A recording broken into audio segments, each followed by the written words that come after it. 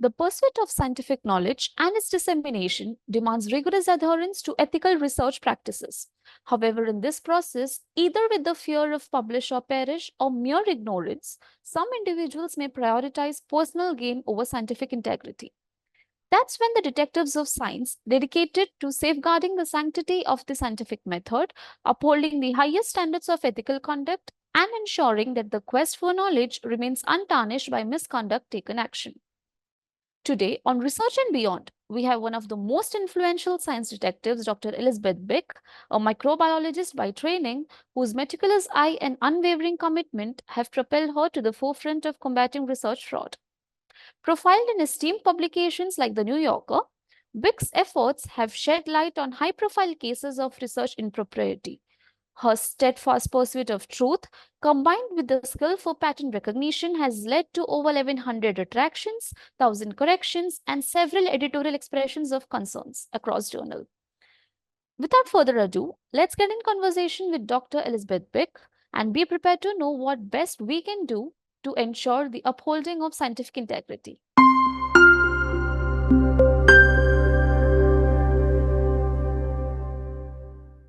Welcome, Dr. Elisabeth Bik. Thank you so much for agreeing to this interview. Before we speak of you being the face of image manipulation detection, I'm curious to know, how did a microbiologist with over 2 decades of research experience decided on pursuing a transition in her career? Yeah, it was basically a couple of accidental findings that led me to this. I First I discovered that somebody had plagiarized one of my articles, not the whole article, just a couple of paragraphs, and that led me to work on plagiarism as a hobby. I was still fully employed at Stanford, and then later I found a PhD thesis with duplicated images. And so I realized, okay, I have a talent for finding these images, and let me see if I can find more of them. So I just started doing that. I was still fully employed, and then later I switched careers. I worked in industry, but I still kept on searching for duplicated images. And a couple of years later, I just in 2019, I just felt I want to do this full time. I didn't enjoy that much my work anymore. And yeah, at my work at a startup company, and I at some point I just wished them well, and I quit my job, and I am now doing it full time. So you have been involved in investigating over thousands of research fraudulent yet. However, the investigation into the former Stanford president, Mark Tissot Levin, brought the entire world's attention. So, being a high-profile investigation, I'm sure there must have been certain measures taken to implement the investigation in the right way. So, could you please walk us through the process in brief? And was it any different from what you do for any other case? So the case of the Stanford president, Mark Tessier Lavigne, those were not my original. Those were not my findings. I was basically contacted by the students who wrote the article later and won an award for that, Mhm. Theo Baker, and he said, "Can you walk me through? There are several comments raised online on a platform called Papier, and can you help me understand what the problem is?" And so I walked him through. I looked at all these images, looked at all these papers, and I found a couple of more problems then. But it wasn't my findings initially. So they had been raised by other people, anonymous people, already many years ago. So I think I'm not quite sure how Theo Baker got. Maybe he got a tip that you should look at these papers that have been flagged years ago and nothing seems to be investigated.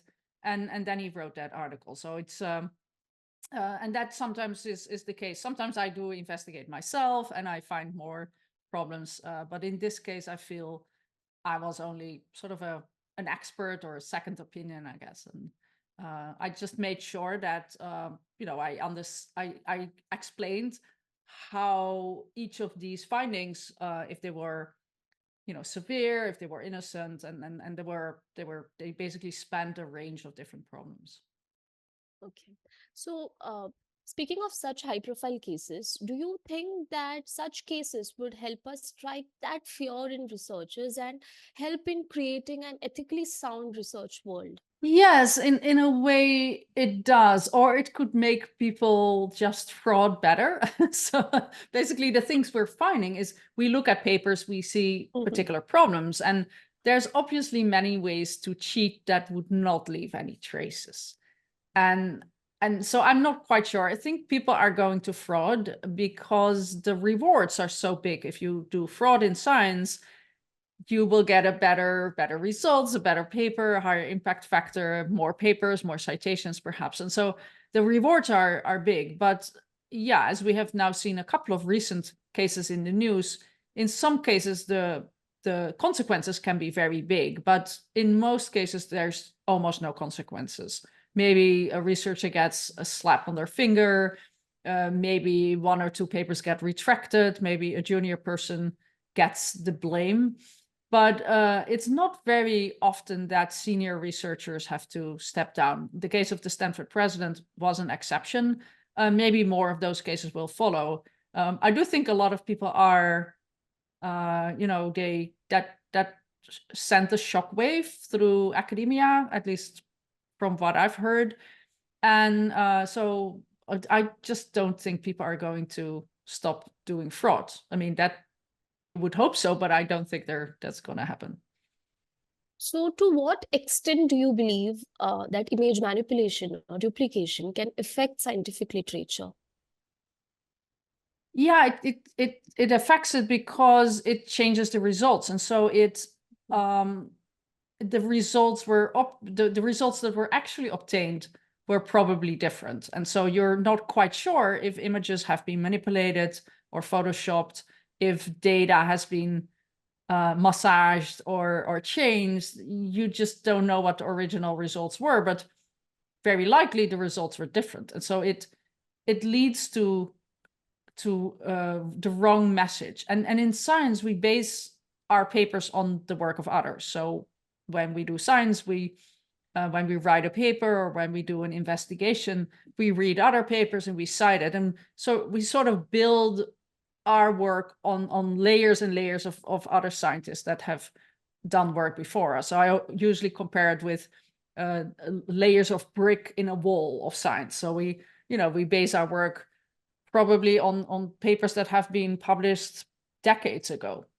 And those have been cited by papers 10 years ago. And now we cite those papers. And so we do not science by ourselves. So if papers have errors or manipulated fraudulent data, that means that other people might have trouble replicating those results, or they just follow the wrong leads. They follow leads that they think will help, but they cannot replicate. And it just could lead that part of that brick wall could be tumbling down. That's usually what the metaphor that I like to give. And so it just leads to a lot of wasted time, wasted effort, hope for patients.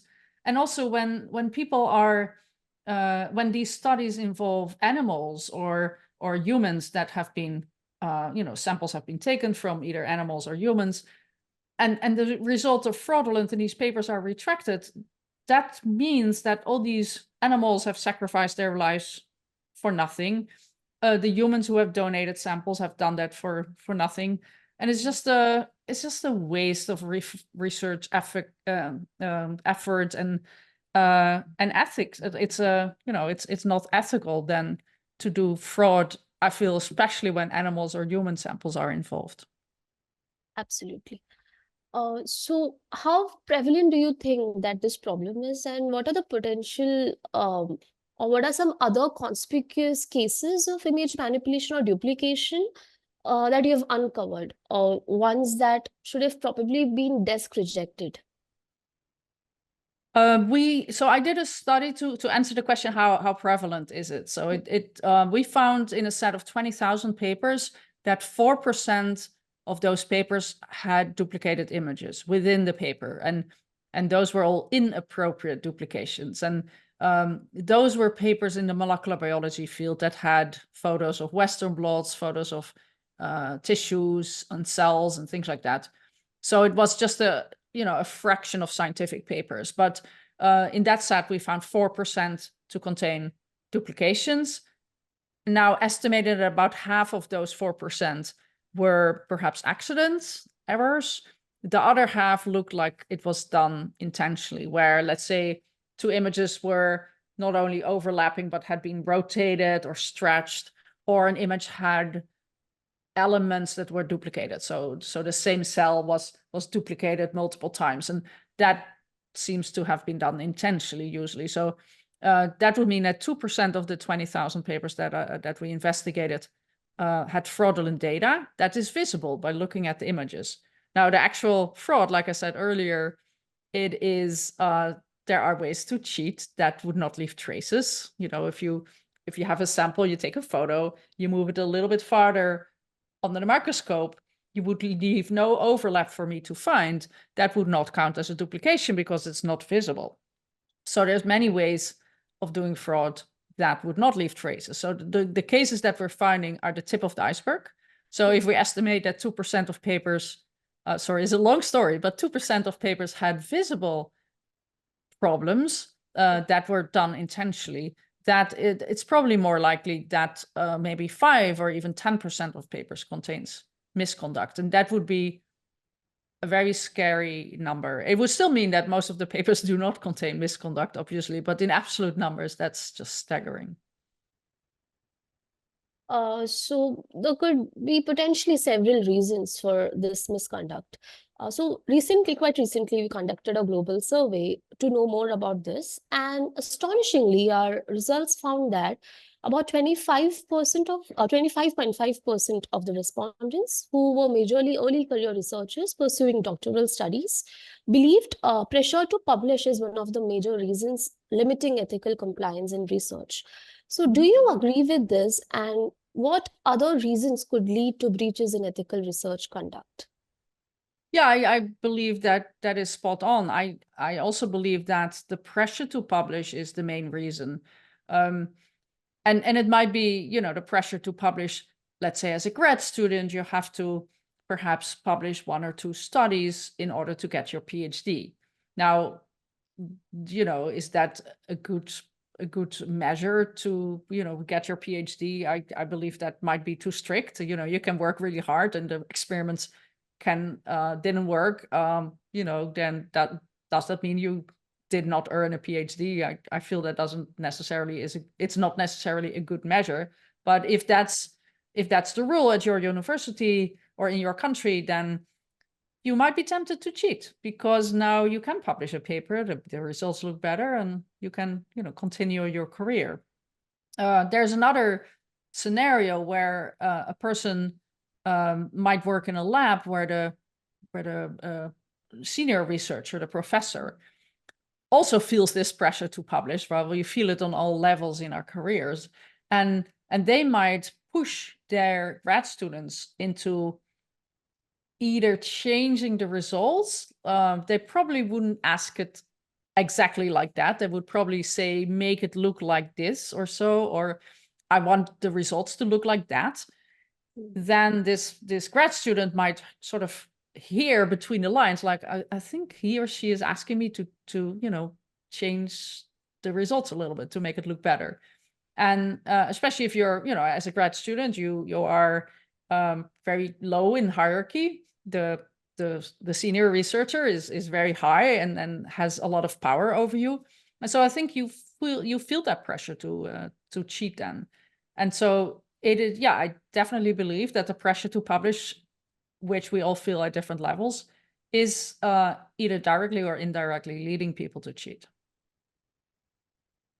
After detecting image manipulation, which have led over 1,100 retractions and 1,000+ corrections, has there been an aftermath of such investigations where you felt conflicted or rather empathized with the researchers involved? Yeah, sometimes you mean that the authors were able to take away my concerns or told me that I was wrong. That has happened. I mean, I'm not perfect. I usually will will label or like phrase my concerns as questions. Like, I'm concerned about this figure because it looks like these two images are identical. And occasionally these are duplications for sure, but they are appropriate duplications. But the labels are not always clear. So, you know, in one figure, there might be a particular photo of, let's say, a brain or some tissue or whatever. And then in another figure later in the paper, there's the same photo, but it's labeled very differently. And so sometimes these labels and the experiments are so complex and the labels can be very different. One might say control and the other might say wild type or so. Like, is that the same experiment? And it's not always clear. I mean, you have to really read the paper and like dive deep into these things. And usually multiple replicates are done. So it's not always clear if this should be a duplicate. So if I'm not sure, or even if I'm sure that's a duplicate, I will just say, is this expected? Or, you know, and if then the author will say, well, yeah, it's expected that this was exactly the same experiment. I'm like, okay, great, thank you, problem resolved. It was just not clear from my end, but, you know, the labels were not very clear. But for the author, usually it's very clear what the experiment was. So was I wrong in finding the duplication? I don't think so, but, you know, I was wrong in finding that it was inappropriate. So I find those cases, yeah, it's not always clear. And so I don't make any accusations. I just say these are the same images. Is that, for me, it's surprising that they were the same. But, you know, please come as an author, come in the discussion on Papier and, you know, tell me that I'm wrong. But that it very rarely happens, though. So having detected so many images, have you ever faced a backlash or some legal threats for your work in exposing them? Yes, I've been threatened to be sued. I have not been sued myself. Other people have who do similar work. I've received a sort of cease and desist letter where a lawyer representing authors of a set of papers said that I should take down a blog post and should delete a bunch of tweets. And I told them, like, I'm not going to do that. And they said, well, you have to, are you sure? Because, you know, and they had a bunch of legal language. It sounded very threatening, but I never heard back from them. So I guess it was just a, you know, some strong language, but nothing happened. But then on a more serious level, there was a French researcher whose work I've criticized, and he filed a legal complaint in France against me. And in France, that legal complaint, it's sort of a police report, I think.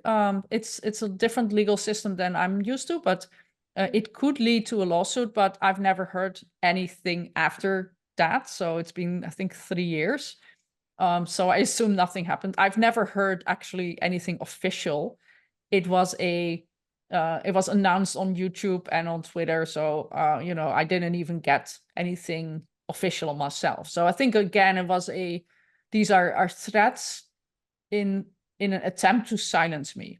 But usually I find if people do that, there's, you know, I'd rather hear that they tell me that I was wrong. If they file a legal complaint, I guess they don't really have any scientific answers. They just threaten with legal action. But there have been other science critics who do the same work as I do, who have actually been involved in a lawsuit. So they have really been sued.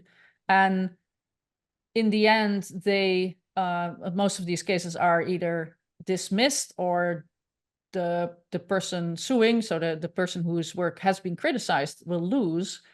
But you have to defend yourself. And so those cases can be extremely expensive for the poor science critic. And it's not really a matter of who wins or who's right. It's a matter of, you know, sort of trying to harass the person who criticizes your work. And so it's a process, unfortunately, that will lead a lot of people to not speak out when they see some science misconduct happen, because they're afraid to be sued, even though they might be absolutely right. And yeah, these cases are just very expensive. In the end, the lawyers win. Basically, it's not who wins, who's right or wrong. It's you know, it's just to silence your critics. So having, I mean, despite people trying to silence you a lot through such actions, how do you manage to stay resilient and respond to them? I mean, and continue doing the work so positively and with such enthusiasm. Well, I had to think when this French researcher threatened to sue me. I had to think for a while, like, do I want to continue this? Do I have to take down all my posts? But I thought, you know what, maybe I'm very naive, but I just keep on doing, because I honestly believe that are some big problems here in these papers. And why doesn't he answer it? For example, some of these papers were, there was no wording on ethical approval of doing research on humans. And so, he could have just answered like, oh yeah, well, we didn't include that in the paper, but here's a copy, like we got the permits and everything is in order. I would be like, fine, move on. But he threatened to sue me. So for me, it actually told me that there's something that he was trying to hide. And it basically, after some deliberation, I thought, I'm gonna keep on doing this, because I feel I have asked him very good questions and he has no scientific answers. But I also got a lot of support from the scientific community. So there were people organizing petitions and they collected thousands of signatures of all people, scientists who said we're supporting Elisabeth Bik in her work. And that gave me so much support that I just felt I'm doing the right thing. I'll keep on doing this. That's great. The infamous rat with enormous testicles paper from Frontiers that contained AI-generated images has been widely discussed. So what do you think does this incident reveal about the potential risks of AI in scientific publishing? Well, that paper was that figure was so obviously AI generated. I mean, the whole proportions were ridiculous. It was not a scientific figure. The labels were unreadable. It was just gobbledygook.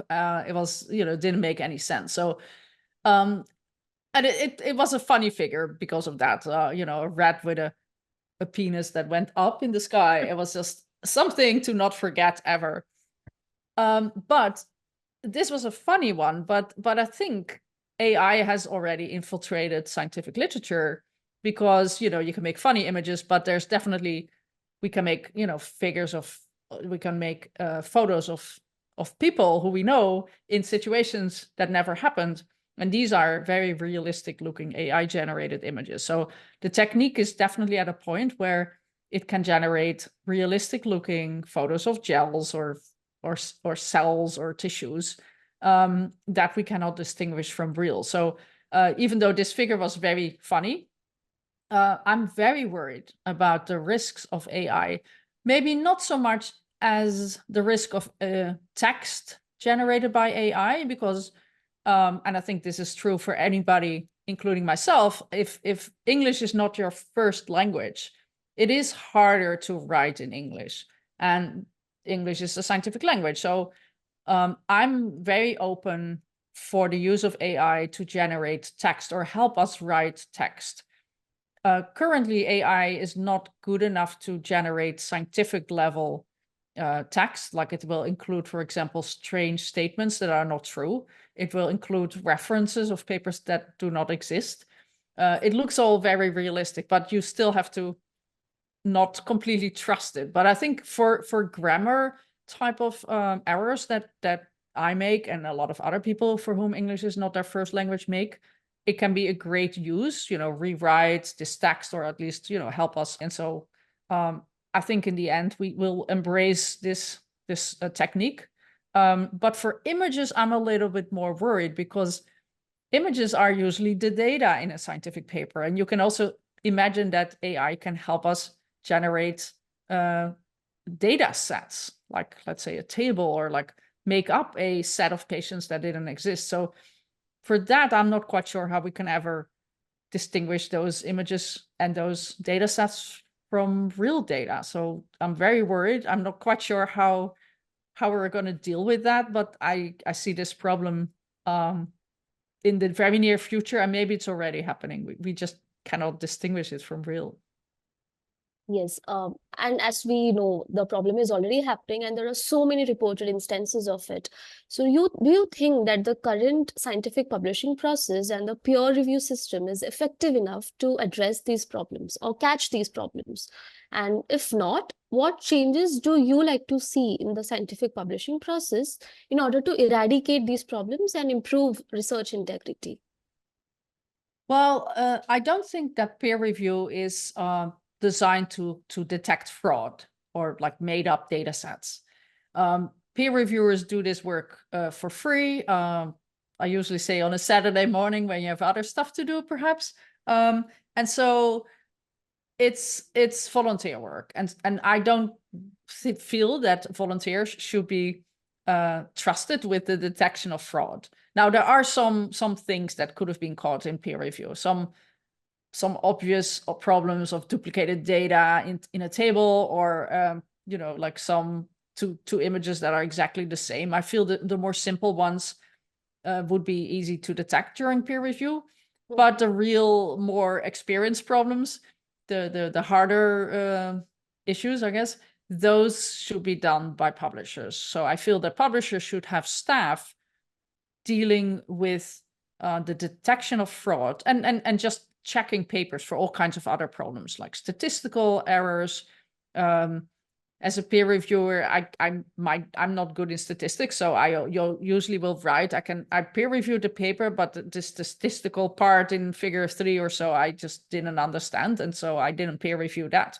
But if the other peer reviewer feels the same, then there's a whole part of the paper that has not been peer reviewed. So I feel that should be up to the publishers to look at the data. Could it be made up? Could it be AI generated? Could the images have been fabricated or manipulated? Is the ethical approval okay? Are the experiments on animals done in the proper way, with the proper permits? So have a set of specialists look at a paper once it's been accepted, perhaps, and go over it again, just with the idea that it could be fraud or that there could be specific problems. So again, there are simple problems that a peer reviewer might detect, but I feel most of that should be done by the publisher. And you could also, of course, also argue, well, it's up to the institutions to, not send out these crappy papers. And perhaps you can think that this check could already be done at the institution, which might work for a bigger institution. But if, some people work at small institutions that do not have specific staff for that, or maybe the institution is in the loop and they have definitely a clear conflict of interest for fraud, and they might just scan papers to make sure it's not detectable. So I'm not quite sure. I'm a bit pessimistic here that we'll ever detect all types of fraud. So beyond image duplication, what other areas of scientific misconduct, like you mentioned just now, AI generates texts, which is more threatening to the integrity of scientific literature. So apart from them, what other areas do you feel that we need to be concerned about or look out for? And would AI or such automated systems eventually replace the need for manual image scrutiny, or even text scrutiny, for that matter? Yeah, so there's many types of problems in a paper. I mentioned plagiarism. There's data manipulation. You can just make up a whole set of patients, and you don't need specifically AI for that. If you're smart and you use maybe some random generator, in your in a Python script or whatever, you can make data look pretty realistic, even though you made it up. So this is obviously a worry, and I don't want to give anybody any ideas, of course, but it is fairly easy to come up with ideas for fraud. So a plagiarism, for example, a lot of most journals now are screening for plagiarism. Like there's software to find that. You can compare the text to the whole web or all published literature and see if there's a textual similarity. But with AI, obviously, you can just take a text that you stole from somebody else and then rewrite it with AI, and it looks completely different. So there's it's very hard. The current strategies that are being used to detect fraud are going to be completely obsolete when AI, if AI, and it already happens, has entered the scientific literature. So we can use AI to detect AI, obviously. How can we detect AI generated language or text or data sets from real data sets? And I think, so I'm not a computer scientist, but I think for images, there might be ways of seeing that an image has been created by some AI program versus that it really came from a microscope or some scanner. You can think about like blockchain technology or whatever, and I'm using this word even though I don't quite understand what it means, but you can think of electric handshakes or metadata that is associated with a photo saying, yes, this really came from a microscope in this lab and it was taken on that day, and it was, the contrast was a little bit enhanced, and sort of like you can look into the deeper metadata associated with a photo that an AI generated photo wouldn't have that. Although you can probably make that, perhaps, also make it look real. But there's maybe ways you can detect if a photo is real. But I do think that it's going to be a race between, every time the fraudsters are going to develop something new, we can detect it, but then they'll develop something new. It's going to be this endless race, and fraudsters are going to fraud, and fraudsters are always going to find ways to evade any detection. So I'm slightly pessimistic here. I'm currently using AI, a software based on AI for image duplication, and it can compare an image to all other images that it has in its database. So it's partially AI based, and I think partially just looking for particular patterns that are identical. And it sometimes makes completely wrong decisions where it says these two images are the same, and I'm looking at them like they're not the same at all, they're very different. So the AI makes a lot of weird mistakes that I don't understand. But I'm using it as a first screen, and then I'll overrule and take out all the false positives. Yeah, so I think that's the reason why there should be AI augmentation and not complete integration into such processes. Because I think human oversight is absolutely unavoidable in such cases, especially. Yes. Yeah, we cannot really, AI is not yet at the stage where we completely can rely on it, and which is a good thing. I still feel that humans are better. But, it's going to get better and better, and who knows what next year will bring. Yes. So having mentored several students and collaborated with researchers from different institutions and background throughout your career, what are some key principles or values that you try to instill in the next generation of scientists, majorly regarding research integrity? And what are the best strategies or practices that you recommend for maintaining integrity while collaborating globally? Yeah, great question. So when I really was mentoring students, I didn't work yet that much on integrity, but I've always had a very strong feeling for what is right and what is wrong, and a very strong feeling for science. And I currently say that for me, science is about finding the truth. And that's sort of my simplistic view of the world. But I've always tried to give that enthusiasm to my students. One specific thing that I've taught my students is to take the time to do things right, and take the time to label your files and your samples. And that might take another hour of your time, but calculate, your DNA extraction doesn't just use 4 hours of your day. There's another, let's say, hour in which you label all your samples, you write all the labels, and then you put them in a box, and you keep track of, the box, make a little map of that box where all your samples are, or put little numbers on the top or so, and put things in a spreadsheet. At the end of the day, work on your your lab book, or if that didn't work, like on the next morning, like start doing that. Always take time to do that, because future yourself does not know what you did, 3 months ago. So, and don't just label your samples 1 through 11 or so. Like, your samples need to have, in the end of the day, they need to have a good label that you can find what they were, because a lot of errors that we now find in science papers might be due to the fact that things weren't labeled correctly. So you have to take that time. And, at the end of the day, you should still know which sample was A and which sample was B, and, don't switch samples. So that takes time. If you try to rush an experiment, you're going to make mistakes. So it's much better to say, okay, well, I'm not going to, it's already late, I'm tired, I'll do this experiment tomorrow. I'm not going to work late, because you'll work late, you'll miss, the free time that you should use to recharge yourself. And in the end, you're going to have to toss that experiment because you don't trust what you did. So always take that time to do the experiment well. What advice would you give to researchers who may witness or suspect scientific misconduct in their own laboratories or institutions?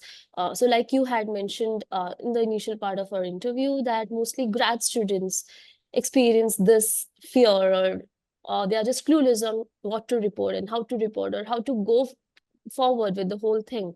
So can you please elaborate on the steps to be taken by them, by researchers or any other stakeholders, to report such cases, especially regarding misconduct and data manipulation? Mm-hmm. Well, I wish I could tell you that as a grad student, you should just report.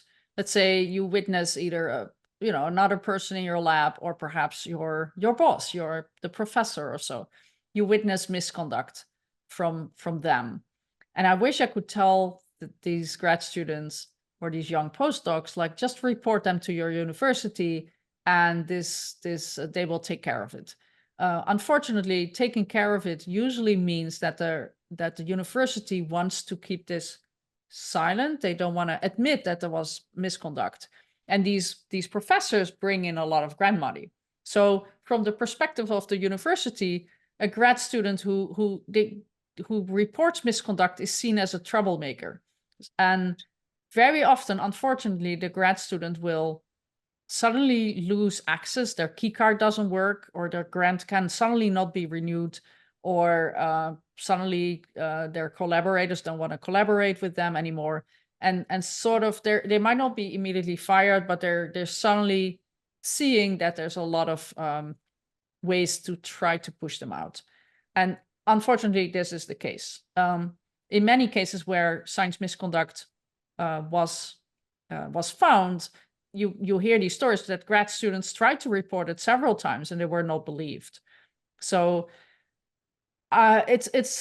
you should be able to report it to the research integrity officer at your university, but it doesn't, unfortunately, usually work. So it's good to make a lot of notes, like write down if at the end of the day, write down if a professor asks you to do misconduct. I've seen people record it, where they record secretly these messages, but that is not allowed in all countries or all states. So use that wisely. But you can just write down what a person asks you, because it's good to keep a logbook of those requests. Try to find evidence and make photos or whatever you can do. But at the end of the day, it's unfortunately the best advice I can give is to leave that lab, because you're not going to be in a position to report your boss, but unfortunately that's going to not be good for your career. Maybe you have to start over your PhD somewhere else, and that is a painful process. But I think in the end you'll be happy that you've left that lab, because you don't want to be associated with that lab. But in some cases, people are almost done with their PhD, and then I would advise them, well, try to do everything very honest, and try to get your PhD, and then perhaps after you've left the lab you can report them. But it's going to be very tough, and you probably need to push together as a group So find other people. That makes it a little bit stronger than trying to do this by yourself. Thank you so much, Dr. Bik, for sharing these invaluable insights with us today. Your unwavering commitment to upholding the highest standards of integrity is truly inspirational. If I were to highlight one profound takeaway from this, is that ethics and integrity are undoubtedly the non-negotiable cornerstones of credible research across all fields. And what we leave at the end of this podcast is the motivation to always uphold righteous practices, ask difficult questions when warranted, and promote an environment of accountability. Only through diligent guardianship can we preserve the integrity of scientific pursuit and its potential to uplift humanity. Thank you so much.